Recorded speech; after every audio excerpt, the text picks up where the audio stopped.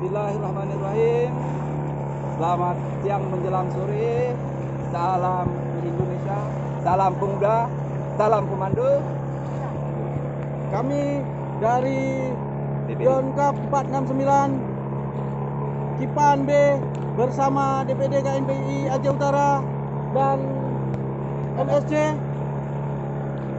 hari ini 7 Desember mengarungi Kecamatan Pirak Timur untuk menuju ke Desa Bungong dan Rengkam, desa yang merupakan terisolir sampai dengan hari ini belum tersentuh oleh bantuan.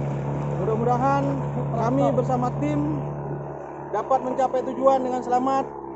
Di semua tim ada 20 personil, mudah-mudahan sampai di tempat tujuan dan menyampaikan bantuan kepada yang membutuhkan. Terima kasih. Salam komando. Salam pemuda. Komando.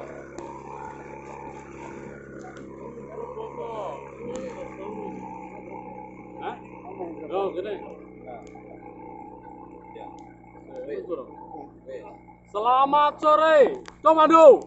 Kami dari tim SAR Tempur Korpaskas Kipan B 469 sedang melaksanakan penyaluran logistik ke daerah terisolasi di Kecamatan Pirak Timur. Kami bersama KNPI Aceh Utara, MSC dan Bekang sekarang melakukan penyaluran logistik.